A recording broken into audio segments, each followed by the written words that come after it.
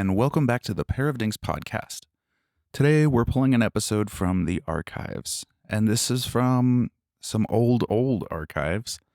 In 2020 and 2021, I started recording my first podcast that I called Blursday. I only ever put out 4 episodes, but I recorded some conversations with friends, and one of the conversations was with a friend, Federico, who lives down in Colombia. I hadn't spoken with Federico in almost a decade. We met in film school in Vancouver, and we just talked about the state of the world, and I was really interested to hear about what he had to say about things happening in Colombia, and then talking about things happening in Canada, and this was all set against just after 2020, so still kind of in the height of COVID and the insanity happening around the world at that time. So here you go. Here's a conversation with Federico on what was called Blursday. Hi, I'm Jake, and these are conversations I have with friends. In this show, I ask 2 basic questions. What are you struggling with now, and what are you doing about it? As a photographer, I've had the pleasure of meeting and photographing many people from around the world, and hearing the way they approach their struggles always inspired me to do better. In this episode, I talk with Federico Ahumada, a filmmaker and father from Colombia. Federico and I attended Vancouver Film School together from 2010 to 2011, and after our time together at school, our lives took us to very different places. But like all modern friendships, social media has allowed us to keep up with each other's lives. In early May 2021, Federico shared a long post describing his reactions to the violence and social unrest erupting in the streets of Colombia. His message began with, "I'll write this post in English because I think it allows me to express myself from a place of more reasoning than emotion. And I think that's a good thing to do in these tormented times, where every word we say and the way we express ourselves about each other, no matter how different our opinions might be, is crucial in order to get out of the situation we are in right now. Besides, English helps unnormalize all the violent language we have made normal in Colombia." What he continued to describe was disturbing and familiar. The struggles and conflicts he described in Colombia felt similar to the conflicts unfolding in the United States, where I was born and raised. I feel similar tensions arising in Canada, the country I call home, and I have struggled to feel like I am doing something to help amidst all the atrocities we are witnessing in the world today. But as Federico pointed out, simply having conversations and reminding each other there is good in humanity is incredibly important in our efforts to unnormalize the language we have made normal. Here's more of my conversation with Federico about the state of the world and the humanitarian crisis unfolding in Colombia. It's so cool to see you, man. Like after you too, man. all of these years. Yeah, a long time, right? Yeah, I know. I can't believe that it's been 10 years now, yeah? Yeah, 10 years. Wow. Amazing, huh? Yeah. Like, I don't know about you, but I feel like I just kind of put my head down and started just like doing filmmaking stuff. And then all of a sudden I've like come back up and I'm like, whoa, a lot of time has passed. Exactly the same experience, man. I can't believe it's like 10 years from now. And it's like, I just finished my film, like my first feature. And it's just like I finished and it's like 10 years, because I came out of the school with the idea of like, I'm going to make my film. Yeah, I know, right? 10 years. I know. You're like, oh yeah, I'm going to have like 10 years from now, I'll have all these films done. I'll be this great filmmaker, blah, blah, blah. And then you're like, no, not at all. It's not like that at all.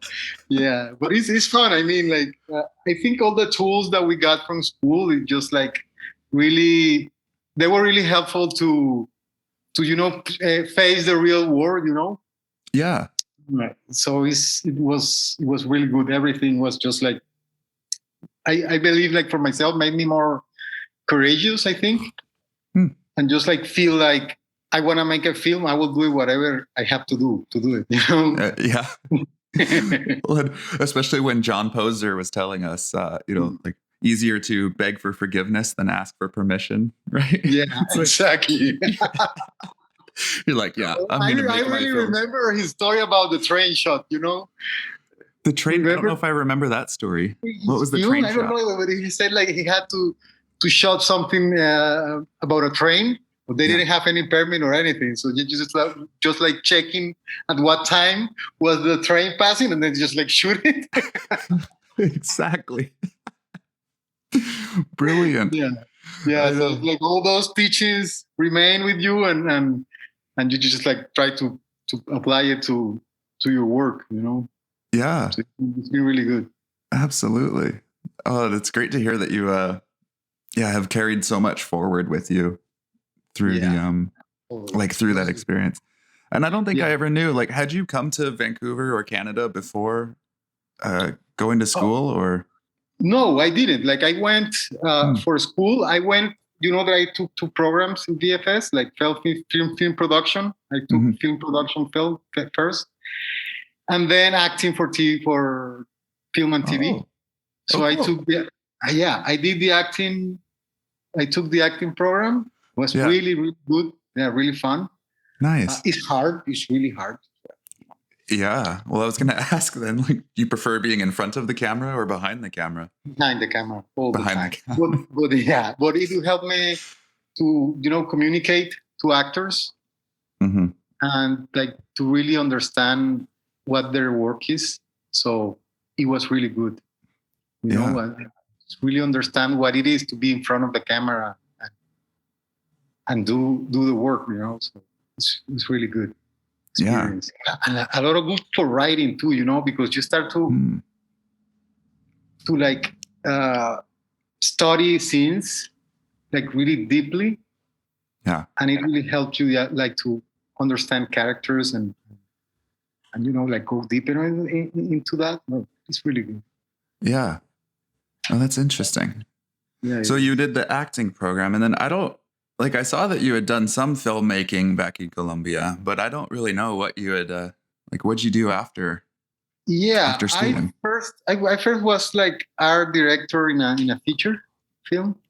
Was one of the first like works that I did, and then it was more like I took workshops and started to do like short films, like trying to practice, I guess. And then I did one short. I shot one short film called Young Lions. Hmm. It was in like 2016. So it was like the first short film that I made in Colombia, like with everything I wanted, like a really good team. And it was like an amazing experience because we work with non-actors. Mm. So we went into this town and just like make a casting there, Yeah. cast people from there, and just like I made like this with an actor's director. We made this work with the people and you know, like train them for the film, and it was like Oh, really an amazing experience, and it was like a really beautiful film. uh, a lot of a lot of selections for festivals and a couple of awards, and one award I think we won. cool. So, Congratulations. yeah, thank you. It was like really, really good experience, and it was really good. Like I really enjoyed that experience. But to make another short film with those same characteristics is really difficult, you know. Hmm. So after that, when I finished John Lions, is like almost the time that I started to make Las Gardenias, which is the feature documentary that I Mm. just like finished. Oh, cool. And yeah, it was just like once I finished one, it was almost not at the same time. It took like a couple of years, but you know, I was like still in the Young Lions process when I started to shoot Gardenias. And yeah, those are basically my most like my own like work, because everything else was just like, you know, corporative videos and a couple of music videos and that kind of thing. Hmm. And but like from myself, this is what like my two main works. And yeah, I mean, Las Gardenias took almost 4 years Wow. to shoot and finish, because that was the process. You know, I met this American drama therapist, and she was working with women displaced by armed conflict in Colombia. Hmm. And I found that it was like a really the first moment that I went there with my camera, I knew that I was in front like a really powerful story. and I just started shooting, and I didn't know where I was going to go. But years later, I had like all this footage, and everything was happening at the same time that in Colombia we were going through the peace agreement with FARC, which is the guerrillas, and there was a votation in that time, and in the films there is a little bit about that. There was a votation in which people would choose either say yes to peace agreement or say no to peace agreement, and no won. So the government, it's crazy, man. It's like, peace? No, we don't want peace. We want war. Yeah, and was this something like the entire country said no? Yeah, everybody voted, but no won. Yeah, it was like a really, really short. It was not like a big win, It was really, really close. Yeah. But the amazing thing is they won. Like no, we don't want peace. We want war. Wow. After 50 years of war, because it's a 50-year war. Yeah. And they're saying like, no to peace. So the government looked for something else, like some strategic political thing to make it work. And it did. And President Santos, who was the president that time, even won like the Nobel Award for Peace, and he left like the whole process there. Like, the peace was signed, the guerrillas, they retired, they entregaron las armas, Okay. Yeah. Like lay down your arms. Yeah, their weapons, they gave them away, and they just like went back to normal life. Yeah. But then, like, I shot that part, but then it's like the new government, and that was like part of their campaign was that they were going to destroy the peace agreement. The new government. The new one. And that's President Duque? And that's President Duque. Yeah. Yeah. They say like, we don't want the peace agreement. Yeah. We will destroy it. We will destroy it. So what happened when they got, and I was shooting everything was happening at the same time that I was shooting the film, and then I edited, which was like a really difficult process because there was like so much footage, and it was like really hard because it's like listening to these stories of these women breaks your heart, It's just like, and there is a moment in which you just have to stop. It's like, I can't take it anymore. Like the editor, because I was working with an editor, the editor was like, I need to leave, like, I need to go far away from the city, and I need to, like, he was going nuts, Yeah. Because it's like, we're hearing all these stories about how barbaric it is, So it's like, it's really touching, and you just feel like you can handle. And it was a really hard process on that, but we managed to finish it by 2020, it's like last year. And President Duque was already president, and they were already starting to kill like social leaders, and to cumplir los acuerdos. Like, they didn't care about the peace agreements. So they were not like doing what the government was supposed to do, Yeah. So there is a lot going on. Well, like, was there ever a new vote or something? Like you said, like everyone voted on that peace agreement and said no. And then the government did something else to negotiate peace. But through the Senate. Senate. Yeah, gotcha. Since it didn't work with the people, they went through the Senate, and they made it happen. Okay. But the new government is just like, they came and it's like, no way this is going to work, because they were the same ones that said no, Yeah. And they won the elections.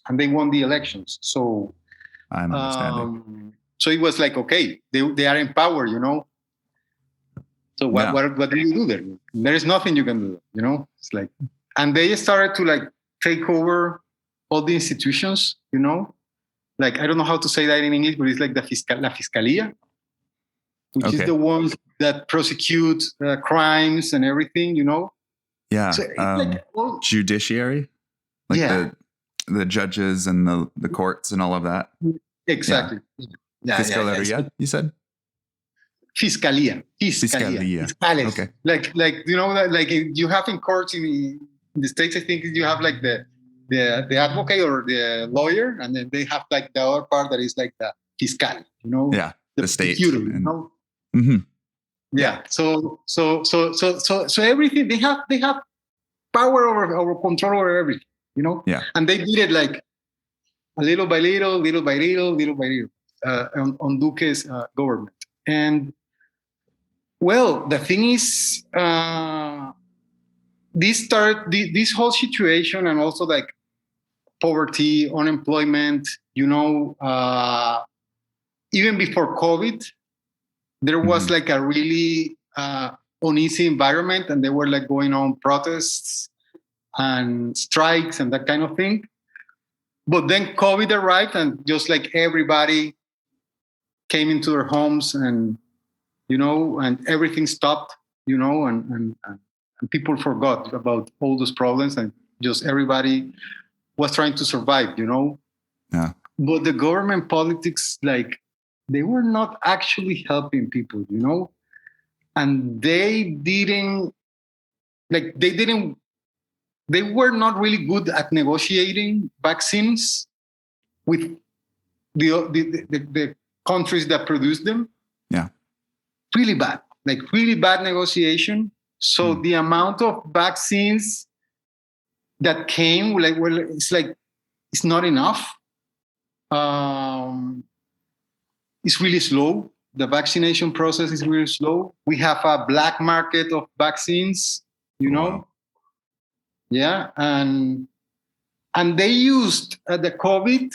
I feel like they used the pandemic to put more restrictions to people than needed, you know. Mm-hmm. And there has been like a lot of police abuse during that time. And what happens is just like they came up with this tax reform that basically destroys the middle class, you know. Yeah. And then it's like benefits banks and big corporations, and they were trying to put it, and they were going to tax. And that was the worst part. They were going to tax food, you know, like everyday consumption goods. Yeah. Like rice, and meat, and eggs, and everything you eat. Yeah. Well, I remember, wasn't there an incident with, I forget who it was in the government there, but he didn't even know the price of, was it eggs? Of an egg, you know? So when they were going like an interview, when he was like going to sell the tax reform, the journalists asked, like, they were like talking like friends, you know, like, because the media is also on their pocket. So, you know how this work in these countries, you know? Oh, but it was, it's been happening across North America too. Like, I don't think it's unique to Colombia or it's like everywhere, man. It's all Latin America, like Mexico, and like everywhere else, like similar, you know. Yeah. And they were like interviewing, and he said, like, for example, let's make an example. And a basket of eggs, they cost 1,800 pesos. But it's not the price of the. It's like, it's not even close, you know. Wow. And they've been doing this for quite a long time. Like the other day, even before that, he was saying, like, okay, let's say like a bakery operator. So they have an income of 2 million pesos a month. It's like, what? Nobody, like, no bakery operator wins 2 million pesos a month. Like, yeah. No way. So people got really angry, you know. It's like, they're like, making fun of. How much does some eggs like cost? An egg basket is like, they say, like, he said, like, it was like 1,800 peso, but it's like actually it's like 6,400 pesos. It's like that big is the like gap. way off. Way up. It's like he had no idea what it was. So it's like he's like they don't know what the people are going through, like, and they don't care. You know? So and in 6,000 pesos, like that's a lot of money for most Colombians, or it's like for a lot of Colombian it can be like a lot of money, and a lot of Colombian like they don't have money to get the 3 meals, you know, and they have to like eat 1 or 2, and people that have for breakfast coffee and bread and or eggs with rice, and because that's a reality. Like I can't complain about that because I don't go through that. But if you look at the numbers, or like if you look into the people, you can see that is happening. People they're hungry, man. It's like there is no way to deny it. It's right there. It's right there. And also like a lot of informal commerce, like it's like in Mexico too. Like people selling things on the streets and that kind of thing. And that when that happened, when the egg thing happened, it's just like it blew. People say like we are not taking this anymore. It's just like they are making fun of us. So we are going to bring that reform down. So we went into strike, and that's the artistic part of this comes here because that tax reform was aimed directly to destroy the film industry. It the tax reform was. Because right now we have like the best film system in Latin America is Colombia right now. It is the best because we had nothing. Nothing, and with that law that started like some years ago, the film industry started to grow, making many films per year. And the way it works is like when you go to the movies to see to a film theater to see any movie, either from Marvel or Disney or anything, or even like Colombian, like when you pay the ticket, a part of that money goes to a fund, and they have like every year is like they make this grant contest basically where you send your project, and if you win, you get money to make your film, at least part of it. And it works for different stages, if you're writing or if you're developing or if you're in production or you're in post-production, like everything. And we had like many really great films made during all this time. And all of a sudden they say like, we are going to change that, So they basically wanted to control the film industry. That's what they were aiming for, because Colombian films, they show a lot of these social problems, especially those related to the countryside, And I think then is when you see the whole paramilitary problem, the whole narco problem, and the government don't want the people to see that. So there has been like a struggle between government and film industry. Like a really, when we have the film festival in Cartagena and the president goes or something, everybody, abucheándolo, because it's always like that. It's a little bit like that. It's like we know that you are corrupted. Exactly. I don't want the people to know, and you're hiding it, because that's what film does. That's what film does, man. There was where I was born and raised in Bellingham, Washington, just across the border here from Vancouver. There was a video shop, and they had bumper stickers that said "Film is truth, 24 frames a second." And I've always loved that phrase, right? Like, I forget where. There's someone else that said that quote originally, but they made it famous on a bumper sticker for me. I'm like, yes, it really is. It is like that. Like when you watch films from across the world, you look like Parasite, for example. This is like a beautiful film, and it shows a truth about South Korea that most people don't know, And it's like, that's what film does. Yeah. When it brings just, perspectives. Perspectives and stories and everything. So, yeah. So it was a direct attack. So we went into strike. We went like, okay, we are going to support the strike because we don't want this reform, because it will destroy us, like our jobs, our projects that we've been working for years, So we're like, you were going to lose funding on projects too? Yeah, because they were going to take control. And so they will finance the projects that they want, But right now we have it's a really good system because you send your project and the judges, they don't know, like, and they're international judges. Oh, okay. So they're not just Colombians deciding they don't know who. Yeah, they don't know who sent the project. They only know who you are when you go to the pitch. You know? Yeah. Cool. Yeah, it's really cool. It's amazing. I went to pitch for a screenplay. A couple of years ago. I went to pitch. I didn't win, but it was so exciting, man. Like, pitching in front of all these people, like really long table. Yeah. Oh, that's fun. I don't think I've done that since film school. Yeah, it was fun, man. That's awesome. So it was really good, and we were going to lose that. So we went to strike, and like we thought, like Colombia is the country of strikes. Every president has strikes here. Yeah, all the presidents have strikes. Always. Yeah.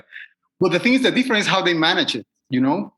And this government started to do all the opposite that I believe that a government would do. Like, they kept the arrogant attitude. They kept, that attitude to, like, the desprecio, to the people. Mm-hmm. Yeah. Well, they didn't.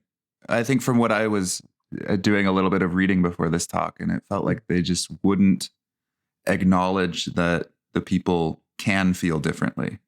Like, even if the government doesn't agree with what people are saying, it's like, you can't even, like, you should at least acknowledge, be like, wow, I'm sorry that you're feeling that, Yeah. And it's really curious because one of their mottos is like this government party mottos is, they use a lot, is like, duélale a quien le duela, which means I don't care if it hurts you. Oh. Whoa. How it sounds in English? Yeah. It's pretty, like, like, I don't care if it hurts you. Yeah. But this is the best president we ever had. That's what the government is saying? Yeah. From the past president, which, well, the people, but it is like that, like, Ivan Duque is like, he's young, but behind him is Uribe, which was president 20 years ago, Okay. And he still wants to control and have power.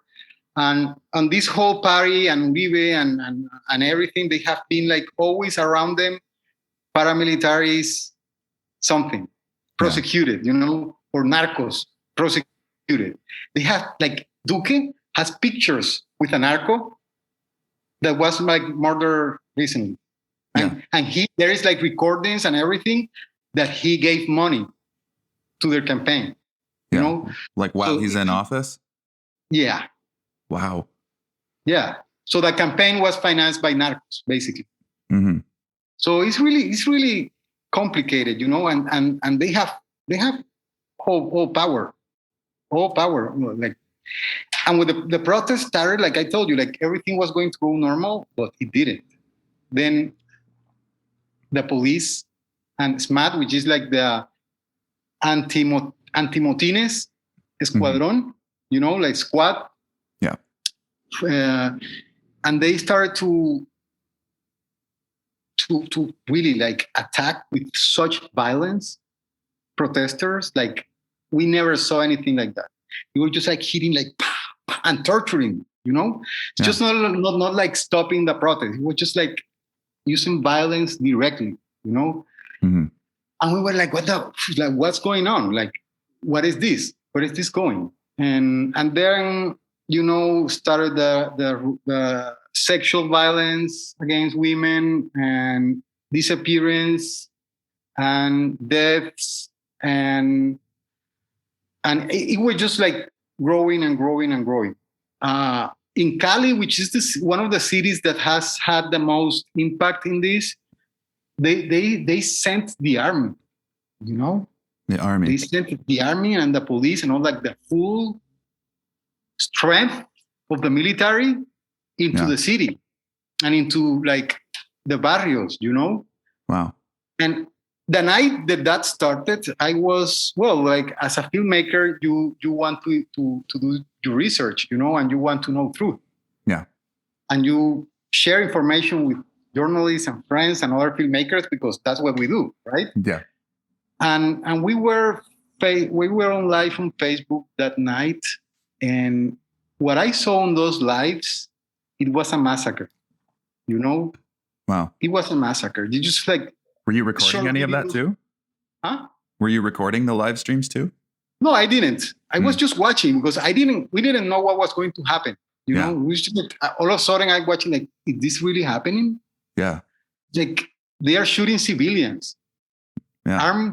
Armed with sticks and stones, and they're shooting them. And, you know, I couldn't sleep for more than a week after that because it was shocking. It was just like a blood bath. Yeah. You know, it was horrible. And what city are you in? Huh? You said that was in Cali. And you... That wasn't. I was in Barranquilla. I was in Barranquilla. Okay. And is that close by? No, Barranquilla is on the north coast. Okay. It's a little bit more calm in that aspect. Okay. We haven't had like that big problems in Barranquilla, but Cali is like getting really hot because one of the things that happened in Cali was like La Minga, which I will tell you the story of La Minga a little bit later. But La Minga is the indigenous council, you know, from Cauca. Okay. Because they were part of the protest too, so they came, and I will tell you their story too. They came from their land and came into the city, dropped down the statue of Belalcázar, who was a conqueror, a conquistador, you know? Yeah. They brought them down. They say, like, he's a rapist and an assassin, you know? Yeah. Yeah. It was good. It was crazy, man. Yeah. And then we came, so people were really provoked in Cali, especially like, I don't know, like, they're supposed to be high-class people, but they're actually like narcos because they carry guns and everything, you know? So these civilians came out like with white shirts to shoot the indigenous. Yeah. Wow. And the indigenous armed with sticks and machetes. So that's like a separate conflict that's happening while there's like protest and conflict against the government. Yeah. Okay. Yeah. It's a really historical thing because there are many things, like feminists are also like on the fight, and like indigenous are on the fight, and like black communities, African Colombian communities are on the fight. Yeah. Artists are on the fight. It's many sectors, you know, in many different things, but it's like it's just like we felt crushed by these reforms and all this. So it just got worse and worse. There was no approach of the government to talk or to start negotiation. Yeah. Well, I mean, I saw that Duque pulled back on the reform, but he didn't say anything about that. He just said, never mind. I'm not going to do that. Never mind. Yeah, but he had other reforms, like a health reform and many others. So people, we will stay there until we drop down every reform he's bringing. You know, because none of them are good for a middle class. Yeah, and I mean, like, even if they have like good intentions, people don't believe them anymore. You know, one of his promises during campaign was that he was not going to raise taxes, and he did. Yeah, and he was going to do it. So it's like we can't trust him. Yeah, and the first thing like people feel is like, stop killing us, and then we can talk. You know, but the police are using armed guns against civilians. Yeah. And these guys, like these white shirts guys, they are like paramilitaries, obviously. You know, they are armed They go out to the street and they shoot protesters, because that's happening. So that's how complicated it got, And I was looking into this on Facebook, and we had 2 days of Facebook Live watching that. But then the government, what started to do was like when they go into these barriers and shoot, they were turned out the energy, light, and turned out internet, and just go in. That's how they've been doing it from that moment until now. So we just get to see the videos the next day. There is people like stay awake and everything. But after 2 days of that, I was like, I don't want to see anymore. And then the other thing, and this is like the scary part, my phone was, we call it chuzado, but it's like when your phone is intervened. Okay. Yeah. Or like being traced or. Yeah. Yeah. Yeah. Yeah. Like I saw it. Like it just, my phone just see? Like, yeah, it got blocked. It was like really slow. And then I saw like this estática como in an iPhone. I never seen that. Weird. Like on the screen, you mean? That's weird. Weird. And they went black and then like was again normal. Oh, fuck. And then a friend called me, like an actress from Cali, Yeah. And she saw that I was like sharing things on Facebook and everything. And she said just like, like calm down because these people are not joking, Yeah, exactly. But yeah, that's terrifying. To hear it for real. It's terrifying. Yeah, it's not even joking, right? Yeah, it's like these people are not joking, So it was like I've been sharing things, but I've been like taking it more easily than I was before, and then I feel safer because I'm here in the States, right? Mm-hmm. And it's like when I came here, I was like, yeah, I could imagine. Yeah, because it's crazy, man, and it's like these guys with guns are in all the cities. From what I see, it's like they are everywhere, Yeah. So you don't know if your neighbor is one of these guys or whatever. They are attacking protesters now, but it sure will escalate if people pull back, and I feel that's the reason people keep pushing, because they feel like if they push back, they will come up after them with everything they have. Yeah. And they have everything. So I think that's the reason people still like standing and trying to somehow change a little bit things and at least stop violence from the government. And the other part of that is like in the margin of that protests, there has been, I would call it like an artistic revolution because everything came, everything we were keeping inside, it started to come out as art, So morals, videos, animation, music, painting, everything just started to come out. What is going to come out? Death, blood, Yeah. Because that's what we have to offer. That's what we've been having all this time. Yeah. Well, so like you mentioned too, there's been 50 years of warfare in Colombia.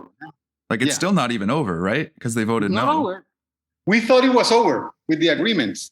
Yeah. It's not over. Now it's in the cities, as well, because it's going on in the countryside, it's going on in the cities. So it's really hard, but all these artistic expressions are really beautiful because they have that, but we also have humor, and we are having like these symbols that I think are starting to represent a new way of Colombians looking at ourselves, because we don't feel like, I feel like that, and I feel like I talk for many people. I feel we have to, like, we are tired of war, we are tired of corrupted governments, we are tired of narco traffic, we are tired of all that. We can't take it anymore. It's just like too many years of that don't allow the country to move forward. Mm-hmm. And that's the feeling. So all these artistic expressions are looking for that. Are looking for that, and I think it's really beautiful what I have seen. The songs, the videos, the animations, they are amazing. Really crude, some of them, Yeah. but real and truth. And then we have also like the humor part, because we don't lose that. Even in the worst of times, we never lose humor. Yeah. Or you can still have jokes and everything about all that is happening, and it's pretty crazy. And then, like, I was talking about the minga, because that's another part, a really part important, because it's one of the symbols, and we have been having like these symbols coming up from time to time, Mm-hmm. And one of the first symbols is the minga. Yeah. So what's the story of the minga? The minga are these indigenous from Cauca. I saw a documentary about that. It is called Under Fire. Okay. Bajo Fuego, I think it's called. It's a Colombian documentary. Yeah. And they talk the story of them. They were like these indigenous there in Cauca, and then first narco traffic came. So narcos would tell them, like, if you want money, we need you to produce coke. Okay. Produce coke. You don't have to go down to town to sell it. We come and pick it up. Mm-hmm. And it will pay like 6 or 10 times more than plantain or potato or whatever, or corn or whatever they were growing there. So a lot of them started to grow coca, as a way of living. Yeah. When the peace agreement came, one of the part of the agreement was that they were going to take down all the coca cultivos that they had, mm-hmm. and the government would give them like seeds and plants for them to like grow avocado or whatever else they wanted to grow, and they took the coca plants, but the government didn't give what they promised. It took a long time. And they give like they will say like, okay, I will give you 100 seeds, no, only 10, that kind of thing. Yeah. So they got mad, and they started to protest, and that protest started like around 2019. They went to Bogota, and then they came back, but then COVID came, mm-hmm. so everything was like stopped. So now the minga came back, and so they started with that. Like, they went to Cali, took down the statue of Belalcázar, and they started to protest and protect the protesters, right? Yeah. And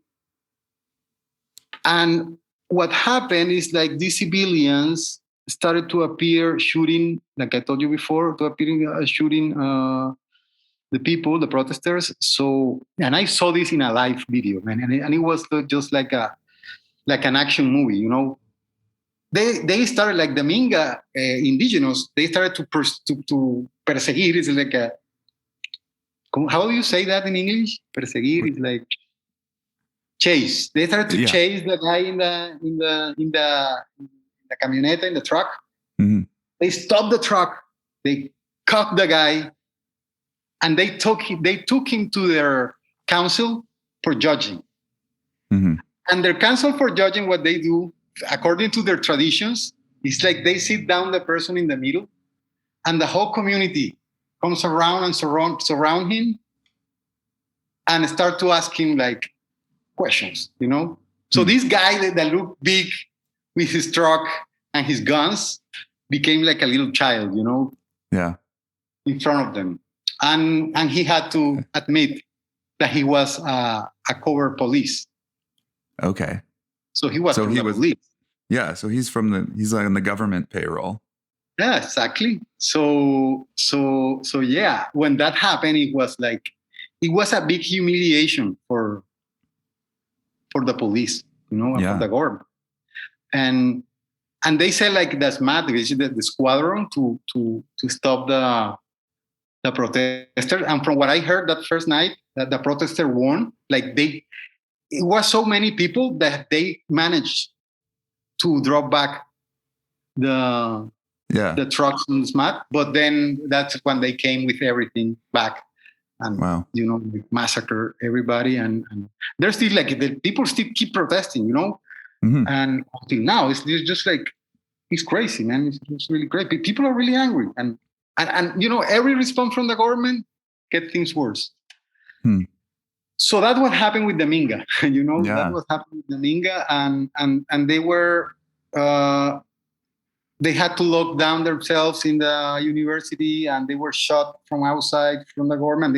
Eventually they had to go out, go back to their land. But I mean, a lot of racism came up, Mm-hmm. That was locked down, and just these people insulting indigenous and just not caring about their culture and not understanding their culture. So the historical struggle is there. Yeah. Right. And on the other hand, we found out that our beloved president brought a neo-Nazi to teach some theories to the army. Yeah. I think I saw a post that you wrote about that, and because I'd never heard of that guy or his tactics or anything. Yeah, man. This was just tell me more about him and what was going on. We didn't know about that until recently, until all this social problem came up.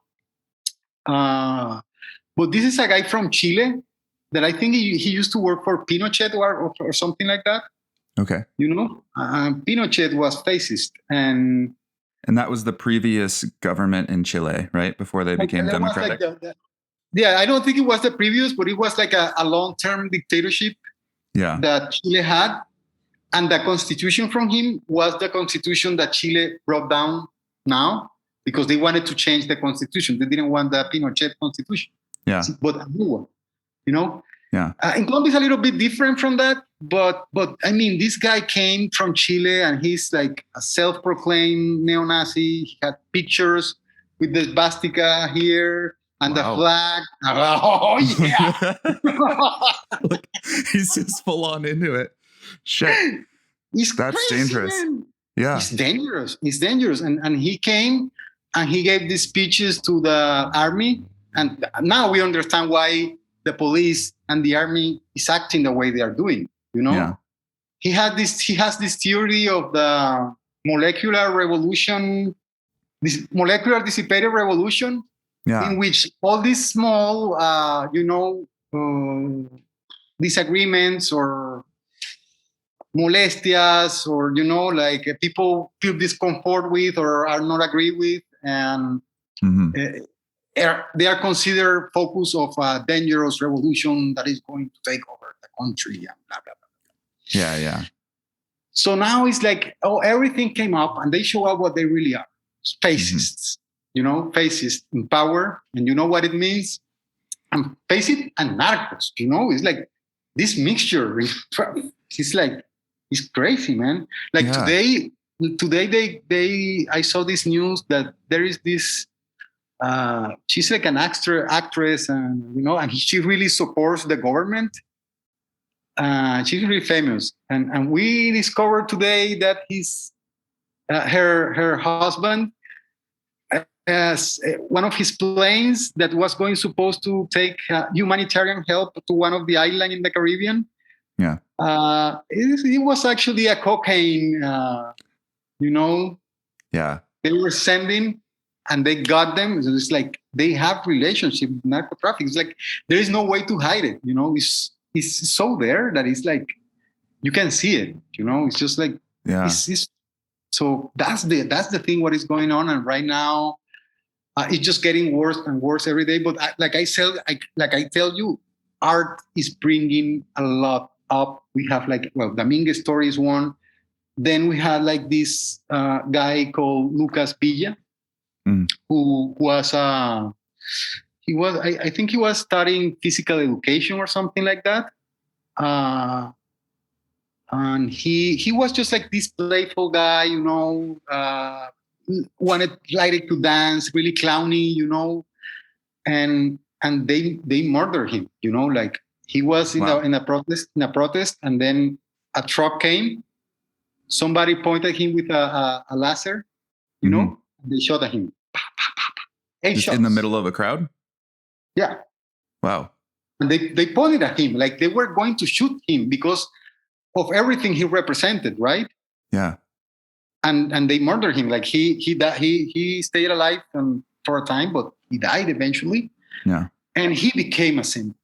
Mm-hmm. He became a symbol. Then we had Allison, which is the girl that was sexually abused by police. It's not really clear, but she committed suicide, man. She was sexually abused. She left a message on her social media, and then she committed suicide. What can you say about it? Like, what was her message? They touched me. It was crazy, man, because I don't know how they was sound in English. Yeah. Well, she said, like, they touched me even into my soul. Ooh. Me tocaron hasta el alma. Me manosearon hasta el alma. Wow. That's what she said. That's powerful. That's what she said. And she committed suicide. So she had become also like a symbol or a part of it. It's crazy, man. We had like, it's crazy because we take things from everything, right? So, and now this guy, many young guys has lost their eyes because they keep shooting, I don't know how to gases lacrimógenos. Yeah, what, like tear gas and smoke gas. And they shoot it directly to the protesters' face, and they lose their eyes and everything. It's crazy, man. Yeah, and journalists, from what I've seen around, journalists are starting to go out with bulletproof jackets. Mm-hmm. It's going crazy, and then we have like another symbol that came up. Because we have many. Yeah. Oh, there is Captain Colombia, you know? That's awesome. What does Captain Colombia do? Captain Colombia is like a bodybuilder, you know, and he goes out in the protest. So he's like wearing this shield with the Colombian flag. Yeah. And he's like really big and, you know, menacing and everything. And he became a symbol, right? And what they did, he like, they threatened him. They say like he has a baby. They were threatening his baby's life. Who, like government was? Well, no, somebody there. Like the dark forces that are always being here, you know? I see what you mean. mean. We know where they come from, you know? Yeah. It's like, you can say the government, it's not. But it's like just like people that want to destroy all these symbols, you know, mm-hmm. of what we call the resistance, you know? Yeah, well, like you were saying, it's. I think what's been so strange to me, and I think you even touched on it in a writing that you had posted about how like there's even so much pro-Trump stuff that you'll see in Colombia, because even what you're describing there, like that was a very shocking thing for me to witness. I don't know if you remember that I'm originally from the United States, and like it's been very strange watching his presidency and seeing what happened in the U.S. Because I don't know if you would have seen down there, but there was a lot of similar things. Like even in those protests around Portland, there would be unmarked vans with who knows who in there, grabbing journalists or just people from the protests, and they're disappearing. You know, it's like the same stuff. It wasn't really reported on, but I would see it through my news feeds. And same, I think at first I was very fascinated by like kind of, you know, like you couldn't stop watching because you're just in disbelief. Like, is this really happening here? And then I've just had to, like, it all felt like it escalated to storming the Capitol back in January. And, you know, from then on, I've really been like, I can't like pay attention to this. It's so confusing and beyond our traditional, you know, it's not the government against us. It's like you said, those dark forces that have always been there. And like exactly. That's what I found so wild, like that's happening in Colombia too. And, you know, it feels like everyone I talk to in a way, these things are happening in their countries. Maybe not to the same extremes, like with the level of violence and I don't even know what to call it. Just like debauchery and like the worst of human behavior on display. Yeah, totally. It's very similar. I didn't know about that that happened, but I saw the news that it was getting really hard here, and all the George Floyd movement and the Black Lives Matter movement. I feel that it was like a turning point, Mm-hmm. you know, and that happened. It's really crazy because when the elections in the United States were coming, like the people in Colombia were like some people, they were like having like posters of Donald Trump on their cars, Mm-hmm. and they were supporting it. And these Yeah. all the same people from the support the government party. Yeah. And they said, like, when Trump said that Biden didn't want, they were repeating the same thing here. I think people don't remember, but they were saying the same thing, repeating the Wow. same hate speech. And I think it's a hate speech that is going on around the world.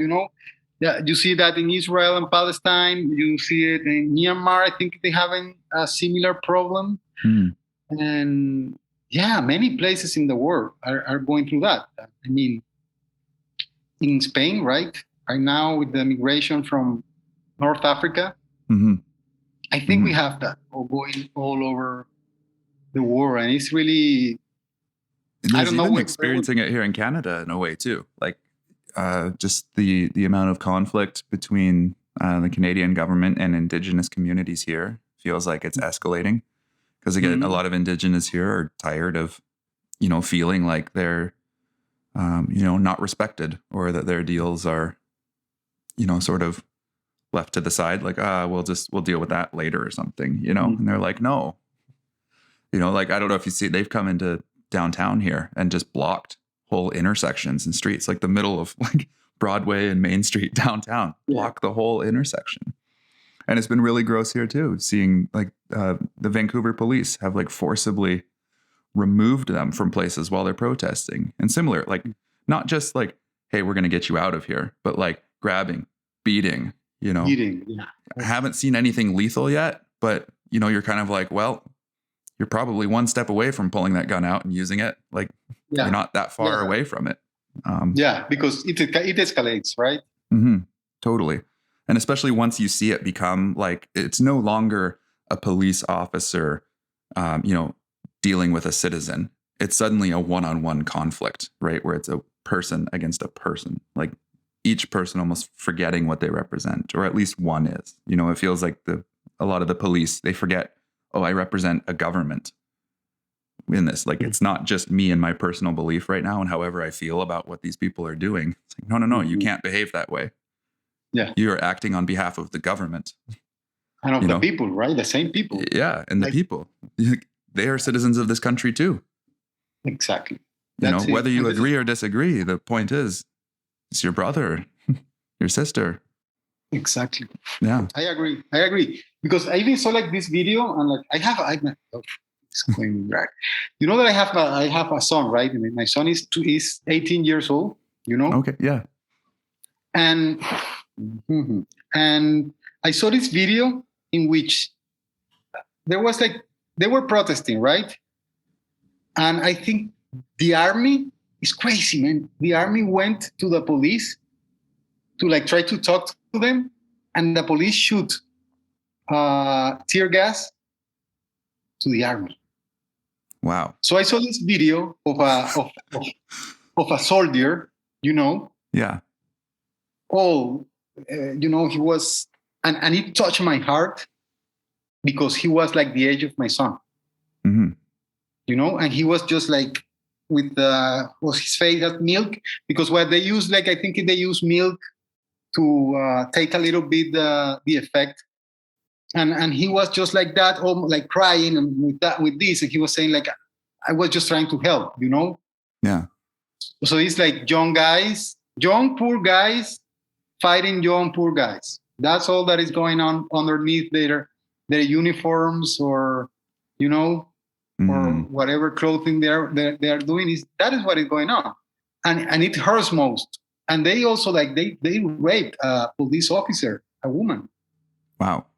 Some like ravage, because that's the other part. We have like pacific, artistic protesters, And we have also this, and I think like this is what happens when all these things happen. It's just like I think these criminal bands and you know that have been there from always. They are using the whole thing to just like ravage and like loot and Yeah. and they ended up raping a police officer. And I mean, it hurts me as much if they rape a police officer as if they rape a protester, Yeah. But the government is just like, oh, they rape a police officer and blah blah blah blah blah blah blah.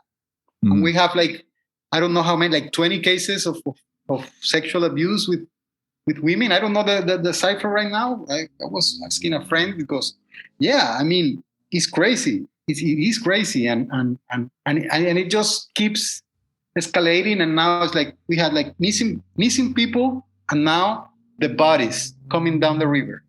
Oh, yeah. Which heads? River? Cauca River. Yeah, Cauca River and heads. Heads in plastic bags in the garbage near schools. That's really? where we are. Yeah, we are there. We are there. The chop bodies, arms, and and the like body even, of.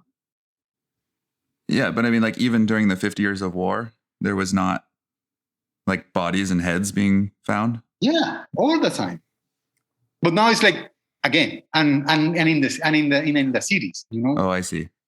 It's like it always been like that. It's just like it's gross because we want to get out of that, man. It's just like 50 years of that, because it's 50 years of that barbaric. It's just like chopping bodies, and throwing bodies to the river, and common graves. Yeah. Well, I think I saw crazy. one article mention that there was like a growing number of mass graves. Yeah, it is. And all these kids disappear, and everything is confusing, and the media is lying like hell. Mm-hmm. And we have another symbol, which is like, it's crazy, man. Like this old guy from a channel in Cali, like an independent channel, and he's the only one, like one of the only ones that is like fighting to tell the truth. And you could see him like lying on the floor, like in war, trying to, and the camera guy shooting it, filming, and trying to show people what is going on. And he's crazy, man. It's just, it doesn't make sense. And I don't know where it will go, but we fear, like I fear personally, I fear that it will go into a open dictatorship. Yeah. I think that's what they want. I don't know, because it's like, they don't seem to want to pull back or anything. Yeah. And more power. Yeah, and international, the International Court of Human Rights, the government didn't allow them to come in. So yeah. Why did they give a reason? No, wait. We have to solve something first. So it's like clean up the mess. Yeah. We have to figure out our story. And then you can come, but the videos are everywhere. The whole world saw it, and we are hoping for some international intervention, because there is nothing else we can do. Like if the Senate is not big deal, can do much, and then the Fiscalia, like the prosecutors, the judges, like everything is just like on the government side. So yeah, and people just like trusting the work, the strike in a way, the manifestation, the protesting as a mean of showing the discomfort. But still, like I told you, like we have this, they call vandals, and they're like different from the protesters. And what the media have been doing is like mix them. The vandals are protesters. I see. Yeah. So that what they are looking for is like criminalize protest. Yeah. So every protester would become a military target. And that goes according to the neo-Nazi theory, right? Yeah. I don't know what it will take, because it's like, I keep telling like it's fascism, fascists, they don't stop, never. No, they don't stop. No. And power will always fill a vacuum. Yeah. And I think that's why it's important to keep such honorable people in those roles of power, because I think we're seeing what happens when we stop paying attention, or that we start to maybe just assume too much goodwill in others, right? Like it's such a small little shift that happens in somebody that, makes them, think that way, or become, I almost think of it as more selfish in a way, right? Like that's how I think of a lot of fascists, like, because they seem, or I guess what I'm seeing through US and Canadian culture is this inability to relate to yourself as part of another thing, like your country or your community, right? Like everything is so much me and what I need and what I want to survive in my life. Exactly. And like what was the phrase again where you said, where I don't care if it causes you pain, like that's the ultimate manifesto of that person, right? Because they're like, I just need what I need. I don't care. Like, I'm going to survive. Fuck you. Right. And you're like, whoa. Okay. Well, okay. Like, we're all sharing one rock here, like there's no other place, no other planet that's going to support you. Exactly. Like, what other people are going to accept you? Like your country is the one place where you're supposed to be accepted and fine, right? Like, no matter what your background is, right? Or what your belief is, right? Yeah, we've all agreed. Hey, we're here. Totally. Yeah, that's Constitution, man. It's like all countries have that kind of, at least like the most Estado de Derecho have that, have that, and it's lost, and it's lost in this hate speech that you talk about. It's easy, and it is like that. It's like I don't care if it hurts you. Yeah. Hey, it's like, and they go with that, and it's just like criminalizing. It's like if you say, I don't agree with this in the government, they immediately say you're a guerrilla. Yeah. Oh, you're treating me as a criminal because of I share my opinion on something. Yeah. Well, just because I disagree. Yeah. And it's like, I didn't even do anything against you, right? I'm just saying I think differently. I didn't do anything to threaten you, though. Yeah. But already the response is aggressive it's and implying violence against you, And I'm like, whoa. They should kill you. Yeah. Yeah. And they talk like this. Like here, saying kill is like saying eat, Mm-hmm. It is in Colombian languages. You see it like in the social media and everything. It's just like they should kill them. They should kill them all. They should kill them all. Give them plomo. It's like that. It's like we have videos of them when they did some protest, because that's the thing. They protested against peace. Protest against peace? Yeah, they did. That sounds insane. Yeah, they did. Like I think when the government passed the peace agreement on the Senate, I think they came out and then made a protest against peace. Yeah, and they would say like they had the video of the guy say like you're going to have plomo. It's like man. It's like so much violence. Oof, it's crazy. It's like we have had enough, and most of the protesters are young people because it's people that don't want a country in war, Yeah. Most people have traveled now. It's like this generation has traveled around the world, has read about everything that goes on in the world. It's have all this media, all this way to keep informed. And I think young people have a critical mind, and they want a different country. Yeah. It's just like that. It's just we don't want the same country that they're giving us. And that's the struggle, right? And then the neo-Nazi thing is that it's really concerning too, because those same nights, because it was like 2 nights that I was into that. After that, I try not to look too much, but it was hard. But I saw this video of a paramilitary, like this guy wearing army uniform, but with a mask, with a pasamontaña. Uh-huh. and he said that in Colombia we have 50 million people, you know, and of that 50 million people, this percentage should be eliminated because there are all these kids with piercings and tattoos and long hairs and like really weird things. These are the people that are destroying the country. That's the speech. Like underneath what the government says officially, that is what is going on. Yeah. And the neo-Nazi thing is there, like the classes, the teaching that he did is out there. Yeah. People have it. They erased it and they downloaded it or everything, but people have it, you know? So you can watch it and watch what he said. I haven't like, it disgusts me so much that I haven't been able to watch it. But I read the commentaries of my friends and, you know, say like, yeah, that's what they plan. It's like extermination plan, you know, of everybody they think is a opposition to their plans. Yeah. So it's really concerning. And we have one more year of Duque. So. Oof. Yeah, that's tough.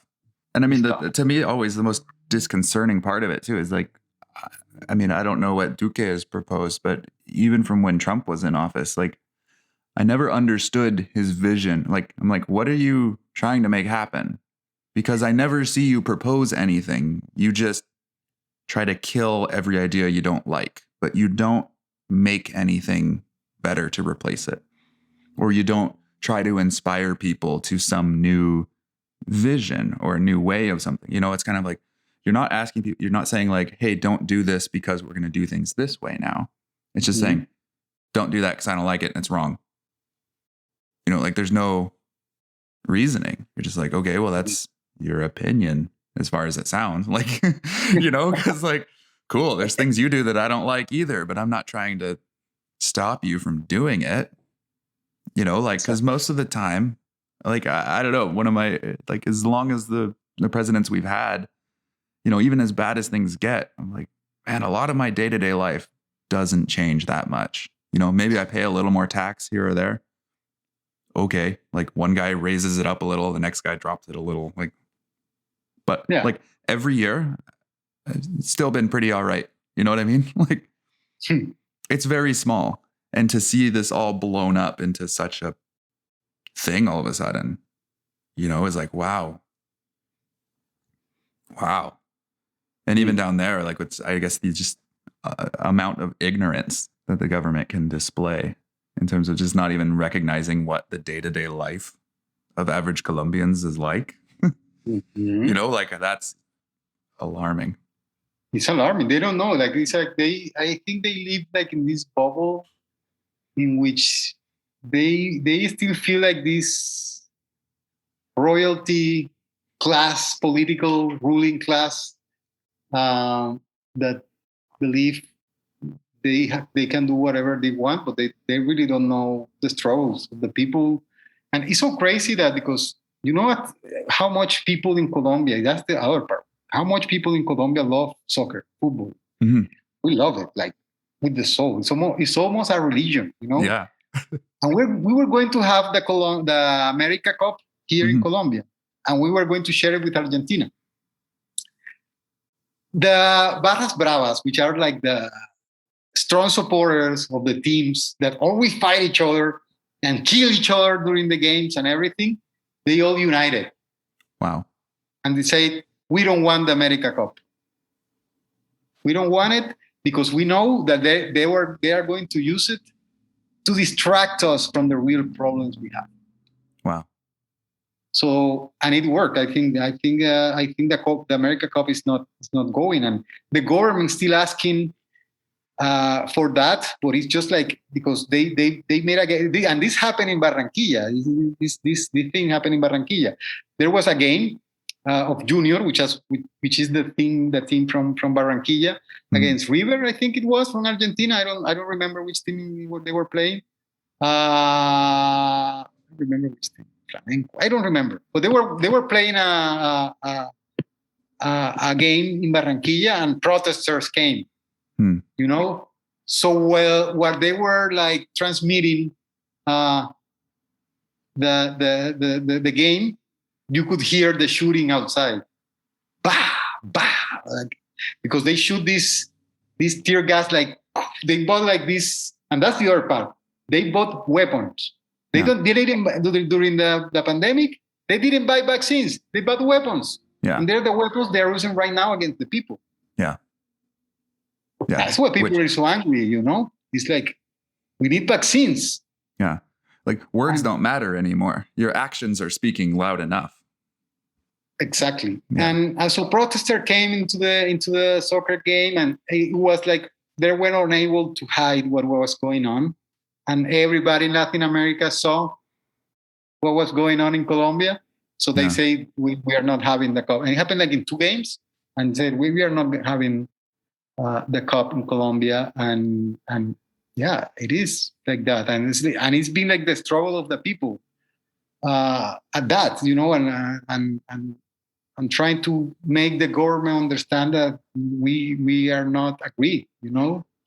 And then we have the people fighting each other because like hate speeches bring that, so many people are just like angry, and I got like a little bit angry. I'm more calm right now since I came to the States, but what I was in Colombia, and my phone was, intervened, and I called my mother on the Mother's Day, and you're talking to your mother, and like, who is listening to this conversation, Yeah. And when you reach that point, it's just like I started to feel angry, because even like I feel like every post or every tweet they put is aiming to kill, every opposition. So it's like I get angry, but I am more calm now. But at the moment I was like really angry. It's like, what the fuck, man? It's like wanting to kill each other because we think differently. It's like, I'm not even doing anything. I'm just a filmmaker, and I'm doing my research, And now it's like I feel in danger. It doesn't make any sense. No. And yeah, so from there is I don't know where it will go, but art is just the way that we have been expressing that, and you can see it. It's out there. It's out there, and I hope something good happens, but I don't see it. Like honestly, I feel like every day is something worse. Like we have a gain in something, but then we lose something. Yeah. Because every time they kill somebody, we lose. Yeah. That's how I feel. Or somebody disappears, or a girl is abused. I think we lose every day. And just keeping there, because I know that it will start a witch hunt. If we stop, they will start a witch hunt. Who were the ones supporting the protest? They're the enemies of the country. Yeah. Because that's their speech. So yeah, that's how bad things are. Yeah. And I'm writing actually. Like I have this film that I'm writing. Like since I came from Canada, I like started to like have like the first ideas of a film that I wanted to do. But I actually started to work like harder on it like 3 years ago. Yeah. A fiction feature called Savannah, which treats all these subjects, about the land and corruption and lying on media, corrupted politicians, and that kind of thing. And in this environment, which is like the Savannah, is like the region that I come from. It's close to Barranquilla, and it has of this cowboy culture, So it's like a thriller Western, Colombia Western, something like that. Colombian Western, yeah. I like it. Yeah. So it's like no one's land, and corruption, and land robbing, and more mass murdering and mass rapes. Yeah. It's like so I've been writing that, and it's like also like a way of expressing everything that we endure and have been enduring from a long time, because it's like this goes like forever. It feels like we want to go to reach an end. It doesn't seem clear, but I think like we are reaching a spot that I don't know what is going to happen. really. Yeah. You know what is going to happen. Yeah. I agree. But I think I'm such an optimistic person though, where I think this is just part of the like difficulty in that generational exchange of power that happens. You know, because I think as we all get older and begin to become the generation in charge, so to say, like we fuck shit up, we change it up, right? Because like you said, we're tired of all of these things that we'd been living with before, the previous problems, like and I think once you hit a point where now we're not really in those fights anymore, right? Like those were the things grandparents were angry about and started fighting, and now like the grandkids and great grandkids, they're just kind of like, get the fuck over it, we don't care, like there's other problems to deal with now. Yeah, exactly. But I think we're just seeing the worst of that tension right now. But I think the art is going to come through. Like we're seeing it already beginning, to help ease the process a little bit. And I think once enough people finally get tired of the fighting, like, and they start forgetting what they were fighting for, like we're going to turn to art to remind us of our humanity and to reconnect us with each other.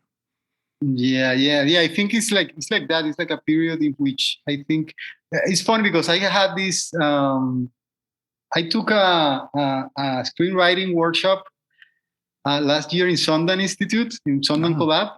Yeah. It was nice, and I learned so much there.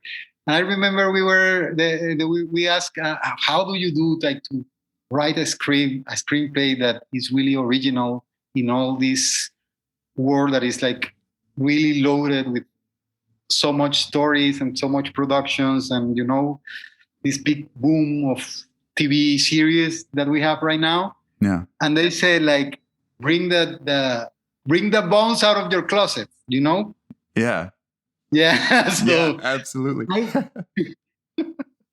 So I think that is what is happening in Colombia, and I think in the world too. It's like we are seeing the worst of ourselves as human beings, and what we are capable of, and we are facing that, and it's horrible, and it's disgusting. But I also think that there should be a way of overcoming it, and art will give like set an example for the future to remind us what happened. I think something similar to what happened in the 60s and all the cultural change that happened in that time. I think it's something similar. So we have this strong repression and all, but let's see what happens. I feel like we are, because the hurting part is that dying, the deaths, the rapes, and everything is that really hurtful. But I believe that there is a generation change, and I feel like this new generation is not into the same hate grandparents were, because sometimes these speeches they seem from like the Cold War, like if we were back in the 50s or something like that, like the communists, watch out for Russia and all that,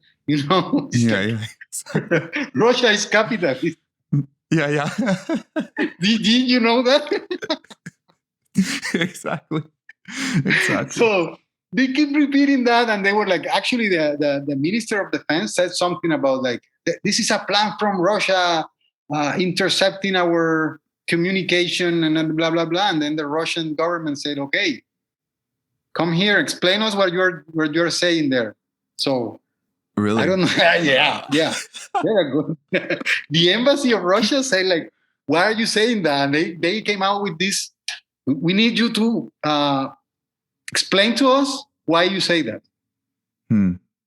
So it's like that, man. It's like, it's crazy. And well, I don't know, with the States, it's like, I don't know, because, it's different.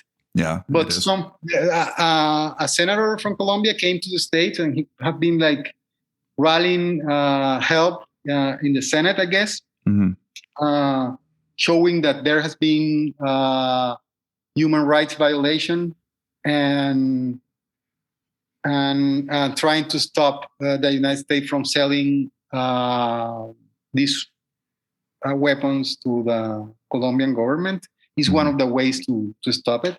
But I know that inside the state, there is people that support the Colombian government. So it's still like hard to articulate, Mm-hmm. And let's see, like, but I see like this is becoming like a problem similar to Venezuela, Hopefully it will change. But Venezuela is like, it's been like that for years, and they don't seem to be able to come out of that, Colombia is a little bit different. One of the things that Colombia is really violent. Historically, we have been more violent than Venezuela, than Ecuador, than Peru. It's like really, we're being so violent because of narco traffic and and the armed conflict ongoing for 50 years. Yeah. So yeah, I hope because there is a generational change, and I feel like a lot of politicians are realizing that democracy is not on the precincts or in the Senate capital, but it's in the streets. There is the democracy, because that's what people live every day. And in the countryside, where the farmers have to work every day, I have to like take the products to the city in really shitty roads, or no roads at all, and that's a problem, Yeah. And we have the health system problem too as well. So there is a lot of things there, and I feel like it will take us to a change, at least on next elections, hopefully. So we don't have like this, and I feel like there are options. It's not like we only have one option, There are options like that we can try. Why not? But it's not like, no, this is if this is not us, you're guerrillas. So it's like, and you can discuss with that. You can have an argument with them, because it's based on a very basic emotional thing, Yeah. So they keep them there. They just like, I don't care. So that's the thing. But I feel like for next elections, it should change. I feel people, especially young people, are becoming conscious that they can actually change things by voting, because I feel like last elections, they were really lazy. People like didn't feel like voting would actually work. And the election counting was a little bit shady too, Yeah. So let's see what happens in next elections. And hopefully we have like a change. And I think it's really important to have like a really good deep reforms. And I think we have to start to look at each other like as a country full of variety, and in every aspect, cultural, races, big points of view, even education. Because, like, for example, let me say you like a little example. Simón Bolívar, who was the liberator of Colombia, Venezuela, and Ecuador, and Peru, and Bolivia. He's like a big symbol for us, like the liberator, Yeah. But in a city, particularly for them, he's a murderer. Yeah. Because they were supporting the Spanish crown, and he came and they killed everybody, and like a lot of people during I think it was a Christmas night, So they see him like he was a murderer.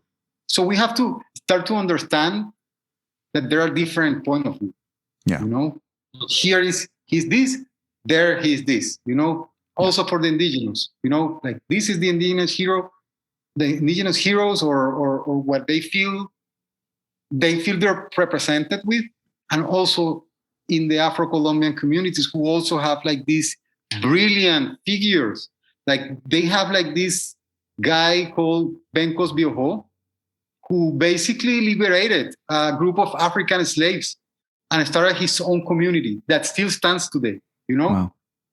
And it was the first African American, like in the whole continent, the first African community, free community. Wow. And we have all these amazing stories to tell to the world. Amazing. And I feel like if we overcome all this and we are able to share all this story with the world, Colombia will grow amazingly, man. And I mean, we have like really beautiful natural resources, and we are contaminating everything. We have a lot of mines and extractive industries, gold, oil, the land and the water is being poisoned, So there is also that environmental problem. Yeah. And we have a beautiful land and a rich soil, we have a big variety of animals and plants and everything, and all this variety of climes. And I don't know, man, it's so beautiful. There is so much. And we have different indigenous culture because it's different from Mexico, because Mexico is like, they have the Aztecas, right? We're like big empire, No, here's no small, different small indigenous tribes, really different from each other, And I think we have a lot to learn from that and to understand, and that happens with everything.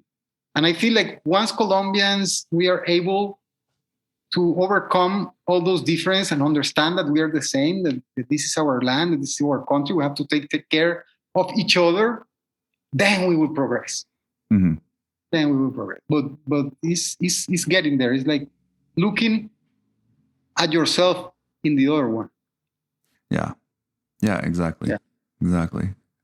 And I mean, I think if we look like across human history, right? Like, I think as a species, we have gotten better and better at that. Like I feel like we're not as afraid of strangers as we used to be, right? Like there's so much more trust. Like think of how much trust we just give to people on the streets, right? Or like, I know here in Canada, I still find it silly how like pedestrians have the right of way in the road. Like the cars are supposed to stop for people all the time. And the amount of trust that I have as a person stepping out into the road as a car is, speeding towards me. I trust that person is going to stop and not kill me. Right? Like whatever, fuck laws, right? Like that person could still just keep driving and kill me. Yeah. But I'm trusting that they won't. Exactly. And it feels like we're at such a beautiful point in humanity where we can even have that. Or even traveling around, like even me traveling by myself through Mexico, feeling like, yeah, I'll be fine. No one's going to try to kill me or take me or anything, like I trust that people are kind and that they're going to want to just, share a beer and tacos with me, like, and have good conversation, like we're just going to enjoy our time here together. Yeah, exactly, man. I think we set apart from each other, and we don't realize how actually similar we are, right? And I think we are bringing up that consciousness. And now that you mentioned like how they behave in Canada, which like I know that here in the States are not as it's not that way. That's why I find it so weird. I'm so uncomfortable about it. Like I still like I'm like I don't know. I don't trust that guy. Like I don't think he's gonna stop. But I do anyways. Yeah, but here is even like here in America is even better than in Colombia. Colombia is like don't you step a foot on the street. Like looking both sides. Well, Mexico too. I remember feeling that in Mexico City. I'm like that. They'll fucking kill me. They won't like in the car. Yeah, they don't care. They don't care. They will kill you. They're like get out of the way. Yes, so it's crazy. It is like that, but I feel like we're getting there. Like, well, in Colombia, actually, I feel like in Bogota, which is the capital, I think is the city that is getting more and more conscious. Obviously, because it's the capital, many people from around the world go there. Many people from there travel around the world, so he's getting more conscious about it.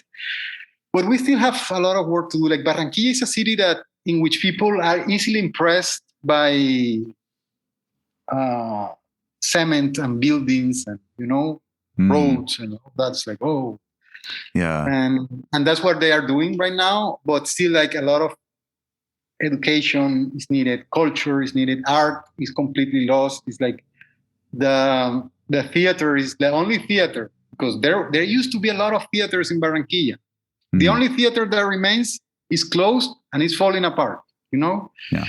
So it's like we are losing a lot there in theater, in music. It's just like Mhm. Yeah, it's like it's all this creativity is there, all this talent is there, but it's like it's fine looking for a way to come out and express itself, you know. Yeah. And I think that's important. That's part of that process, you know. Recognition, art is big part of that.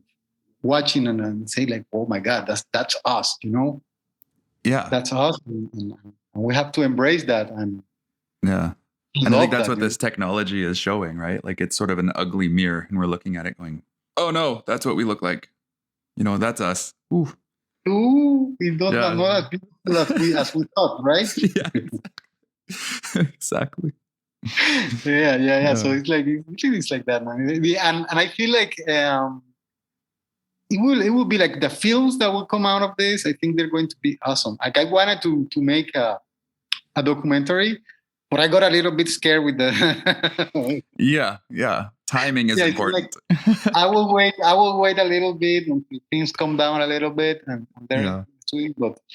But right now it's like still like I'm working on my feature, Mhm. which is going to be hard too. Like I don't know what is going to happen, but just like keep telling stories.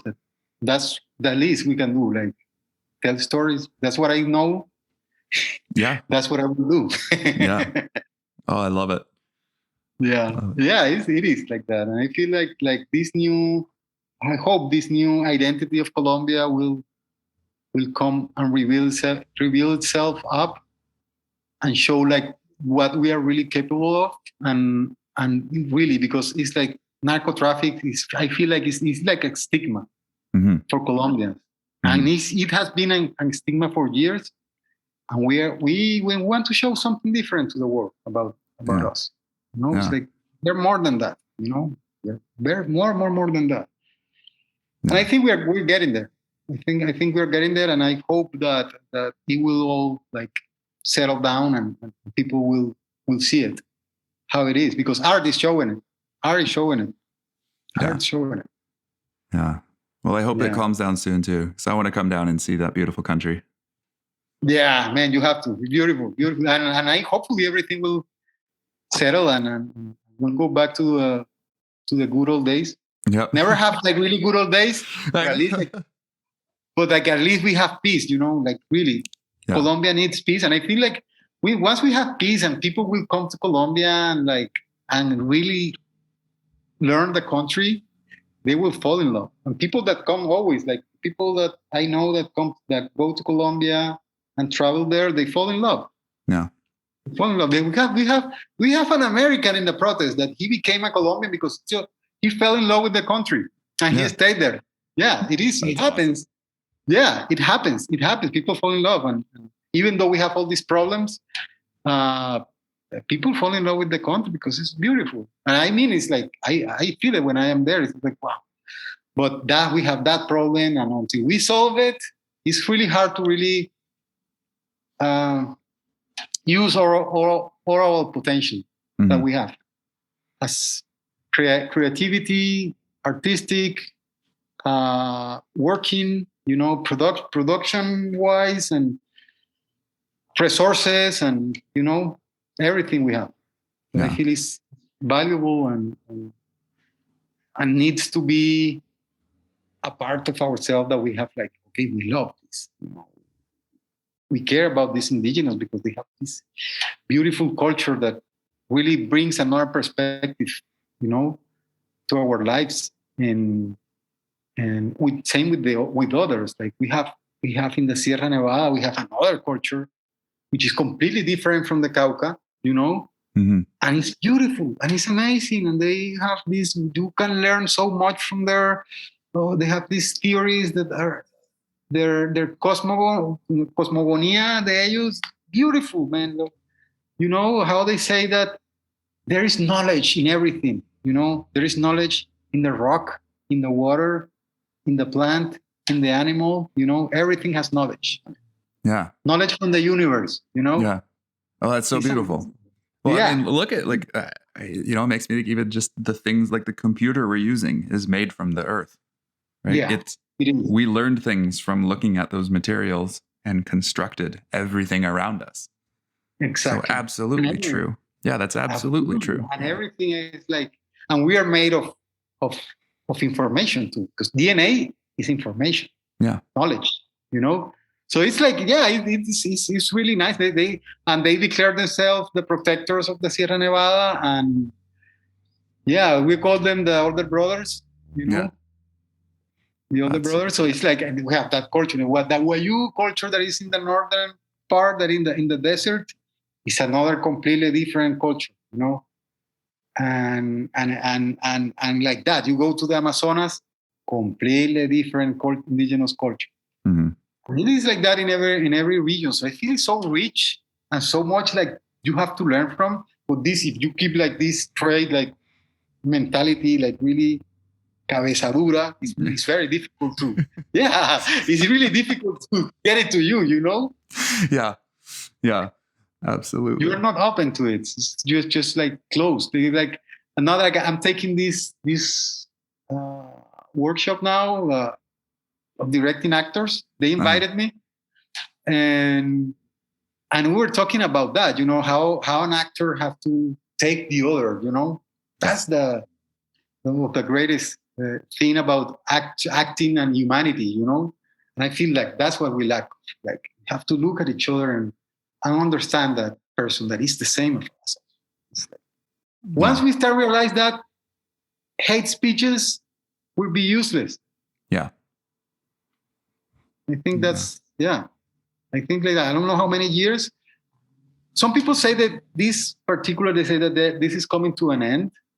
But I feel like they are like really using, well, we call it when como cuando un ahogado se está muriendo, pues las últimas patadas que da, ¿sabes? Like when a drowning man is dying, he starts to like, you know, claro. Those last movements are really violent and strong, but it's like they are dying. It's like it's going down. They are losing popularity. Yeah. The president lost popularity. The real president, who is Uribe, lost popularity.